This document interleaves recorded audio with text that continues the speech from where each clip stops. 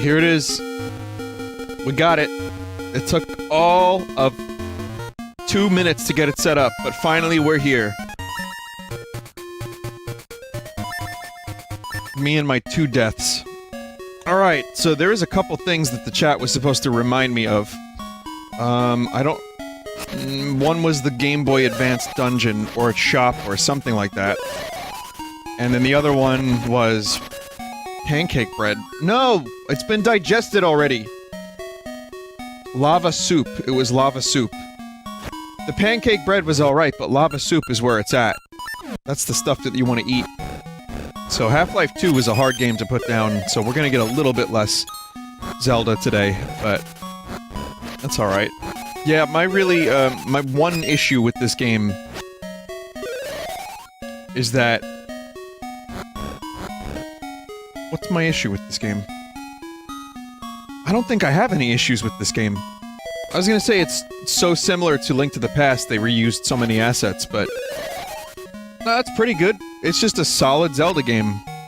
Someone said it's a perfect game. No, no, no, it's not perfect. It doesn't have, crapola rays from Half-Life or whatever, but it's good. Alright, alright then. So, does anyone know where I can find this exclusive shop? It's that closed door. Well, I'm playing this on a Game Boy Advance game console system. TM, it's run in GBA mode. You can do that? Well, this is MGBA. I don't know how to do that. Vinny, you mean my GBA? Yeah, the M stands for my. It's a slang, it's just short for my.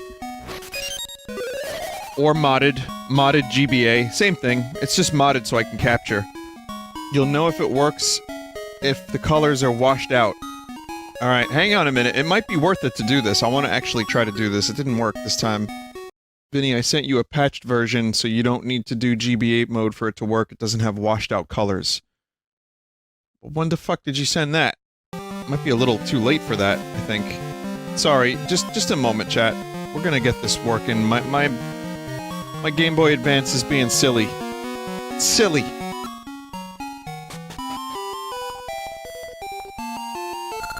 Oh, is your life advanced? My life's advanced. From now on, it's advance. Welcome, sir, to the 100 Rupee Advance Shop. I'm amazed you found us. We're found only on Game Boy Advance. Everything is 100 rupees. Don't let our secret out. Advance ring. Okay. Vinny, you bought a useless ring? Awesome. Really happy about that decision. Ultimately, all of this is useless because it lives on my computer. I mean, magical ring. What kind of ring is it? It's a secret. Man, I went from 999 rupees down to 0. Down to 4. It didn't even take that long. How? I bought a bunch of shit. Just tons of shit. That's alright. Oh, look at that! I was just thinking, like, man, when am I gonna find one of them big rupees? So, are the colors actually washed out? I can't tell. Or is it maybe not as bad as I thought? The Zora ring, dive without breathing. They look okay to me, they look fine, they look the same. Yeah. I see, I call this the GBA Nature Ring, Life Advanced. That does not make any sense, mate. I see, I call this the Gasha Ring, Grow Great Gasha Trees, that's what this ring is. Alright, and both the GBA Nature and Time Ring have no effect. Apparently. The sole purpose of this ring is an extra bonus for players who are already playing on the GBA game console. Wow. The Dive Ring lets you stay underwater. That one's alright, I guess. The Quicksand Ring is really useful. It prevents moving floors from moving you. You know what Quicksand is? A very good David Bowie song. What isn't a great David Bowie song? Almost all of his late 80s, early 90s output. I mean, he would have been the first one to admit that. He said he was artistically bankrupt in the 80s. Though I disagree about all of the 80s because Let's Dance is a fucking great album. Someone said Afraid of Americans is my favorite. Well, that's mid-90s Bowie. Anything from like 1994 on, like Outside, all the way to late 90s, I think there's great stuff there. Does that mean you're not a fan of Buddha of Suburbia? It's alright. I like Earthling way better. I gotta find some soup, right? There's a sick lad. I remember there was, like, a sick lad. To get the soup early, you need to go to a northern exit. You have to dance again? Vinny, who would you rather chill with, David Byrne or David Bowie? I think Bowie would be more fun to hang out with. And, I say that as a big David Byrne fan as well. Maybe David Gilmour. Nah, he's probably not nearly as fun. What if it was David Byrne in a meat suit? Well, that changes everything. Vinny, did nobody else tell you that you need to fix the iron pot before getting the soup? Not without a fine iron pot that's been well seasoned. Hey, that's just what I need to make a great soup. Leave it to me, just wait. Wow, I just randomly stumbled upon the answer without having to dance. The lava and iron create a harmony of flavors. Your lava soup is ready. It's molten hot. You know, in Chernobyl, they had to, get those miners to dig naked so that the, core wouldn't turn to lava and melt through the concrete and contaminate the water. We talked about this on stream recently. Yeah, the Kremlin came down with AKs and they were like, if you don't mine naked, we shoot. Why naked? I don't understand. Okay, so I was joking. The Kremlin, the Russian, like, the Soviet government did not, like, force them to mine naked, but they couldn't use fans. Because, I talked about this probably last time I played Zelda, but they couldn't use fans because it would have blown the, irradiated dust into their nostrils and all over the place, and it would have been really, really, really bad for them. Even worse than it already was, that they were digging under a nuclear reactor that had exploded, so they had to deal with 130-degree Fahrenheit temperatures. And, so they just started stripping naked. It's a true story. Were they okay? 1 in 4 miners died. From, you know, the effects, related effects, not like right away, but just radiation related, like cancer and stuff. So they were statistically okay. Yeah, they just, like, threw a bunch of guns in their faces and were like, dig! None of them died from overheating. I don't have that information. I have no idea. But imagine digging rocks in 130-degree temperatures. Which version of Moblins do you like best?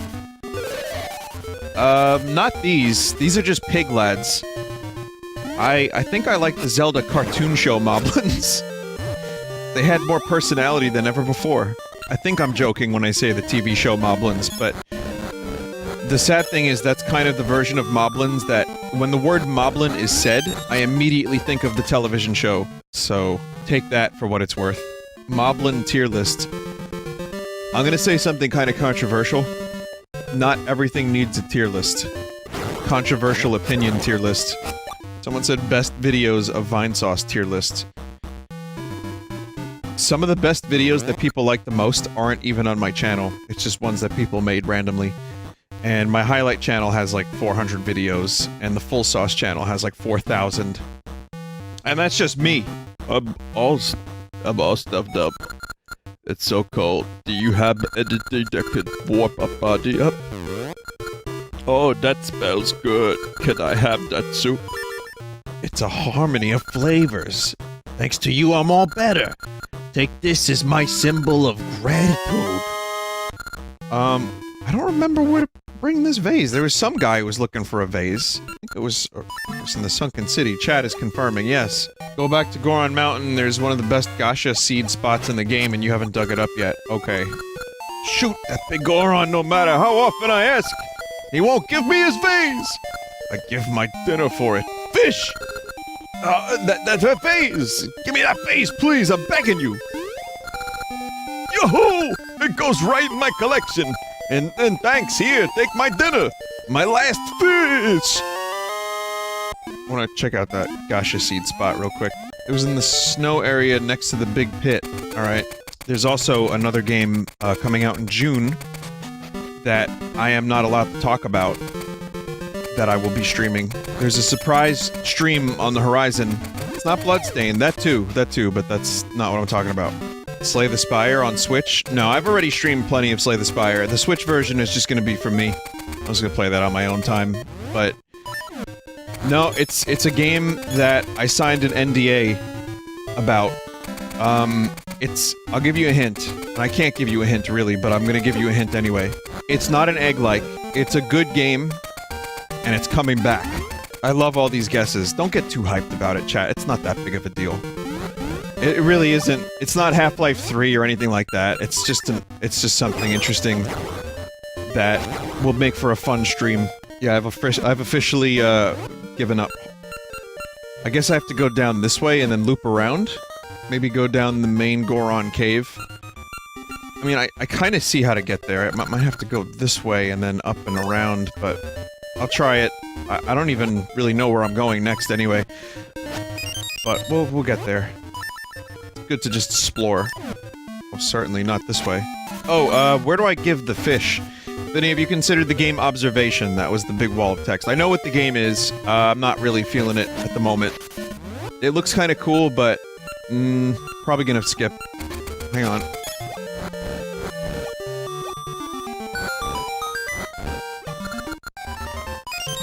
Wow. Chat was not japes. I missed the secret seashells. Hey, chat, here's a question. Is it only one sword for the whole game? Until you link? No, right? I mean, it's two swords, and then level 3 is the Master Sword. When you link. It's no secret seashells, but the second sword is optional. When a game is not primarily about the Master Sword, Nintendo's just like, whatever. Nintendo's like, whatever, if you want the second sword, get it. We don't care. Look, no matter how much I call her, my precious Mittens won't come down. If only I had her favorite treat, fish. Hey there, you have fish. It's Mittens' favorite food. Is that for her? Oh, thank you so much. Mittens, here, Mittens. Skittles. Mittens, oh, good kitty, thank you. Oh, yes, a reward. Here, take this megaphone. Now, this can be used to wake the lad on the mountain, right? Vinny, you just destroyed my soul with that Skittles. I had a bird named that flew away one day. I feel your pain. I had a bird that flew away as well. It was a cockatiel named Fuckhead. And, yeah, it just flew away. So whenever I hear Fuckhead, I get sad. Vinny, what was that bird's real name? Bird or Fuckhead? It was... Okay, so this bird was found... My cousin found it while driving, and it was just on the side of the road. It was, like, on the sidewalk. And, it was Bird. It was just there. So my cousin scooped him up, brought him to the house, and just, you know... We adopted Fuckhead for a couple of months. Until... the perfect opportunity arose. And then the bird escaped. Just flew out that fucking door, man, with all haste. Which makes me- I mean, obviously the bird escaped from another house. He doesn't seem to hear you. Wake him with the megaphone? Yeah, of course. Huh? What? Who? This won't do. I slept clean through winter. No, I can't get to the summit. Oh, well, I'll go back home to Malin. I'll take that megaphone if you don't need it. Have a mushroom instead.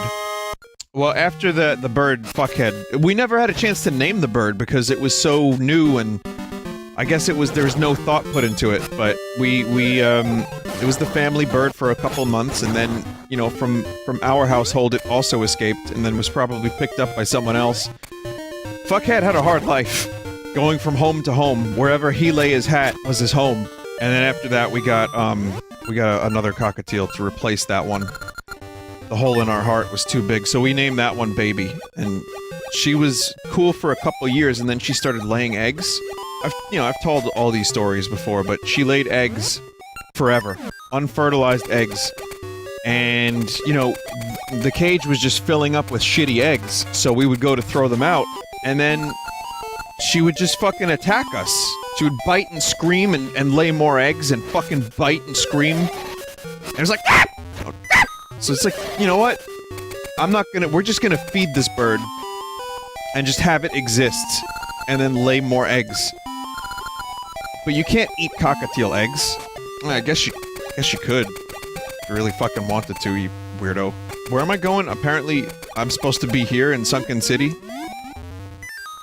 Use the stump north of Death House. You need to change to winter. Okay. Boy, this trading quest is involved. So, we ended up giving the bird to some doctor. Some doctor lad. How many eggs would there be at once? They would just stack up eventually. Someone just said, hopefully not an evil doctor. Vinny, were you a pet hoarder? No, in fact, I only had, a couple pets in my whole life. We had Mr. Snake, who also escaped. I had tree frogs that were unnamed. One of them escaped. Wow, my house must have been really fucking depressing that these animals just escaped all the time. Red the cat, who probably died. If not, the garage cat, yeah, and if not, then it was, like, driven to New Jersey, like Newark or something. Anyway, if Maple were here, I'd send her to Mount Cuckoo for mushrooms, but since she hasn't come back, I can't make my magic potion. That's sent. You've got a mushroom. I'll trade my wooden bird. How about it? Molly was the best pet I had. The doggo? The little white doggo? I can finally make my magic potion. Guess I'll open the shop soon.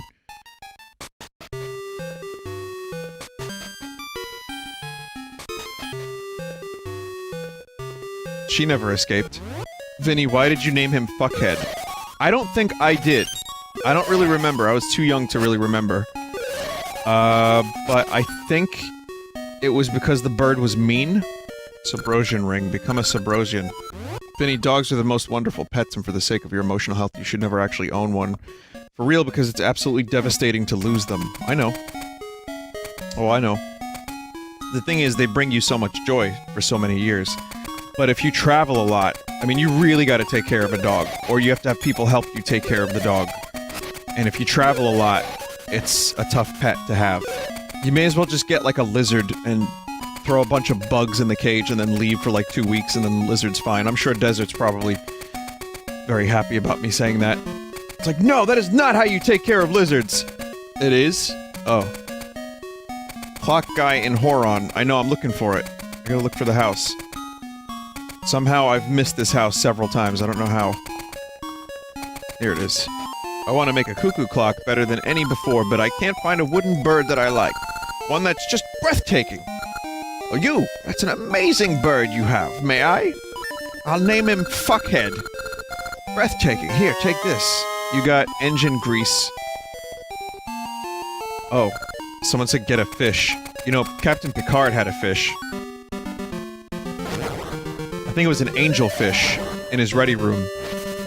And the people on the show, including Patrick Stewart, I believe, was like, wait a minute.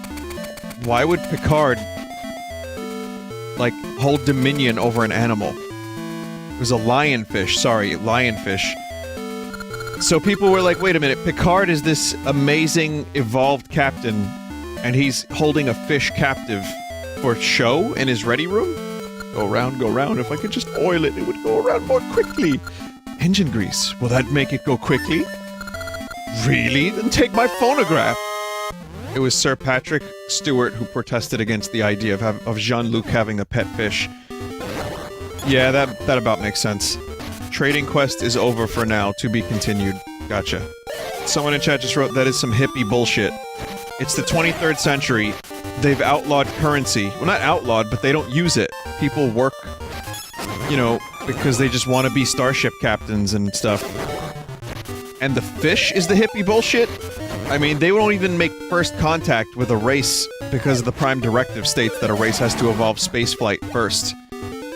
And then Picard's like got this beautiful fish in this small little aquarium in his ready room just so he can show it off to people. I mean, oh, the ring! Oh! Someone said first contact is bullshit. You mean the Prime Directive is bullshit because it allows species to suffer disease, war, famine, and more. We're arguing about the Prime Directive now. I mean, the show covers it plenty. In the Orville, they're allowed to make first contact after the civilization starts, sending messages into space. Oh, okay, fair enough. Well, I think I like that one. I kinda have my issues with the Prime Directive, actually. And so do a lot of starship captains. It seems like every starship captain at some point in the Star Trek series has broken the Prime Directive for one reason or another. And then Riker just, like, bangs aliens. but, I kinda understand the point of it,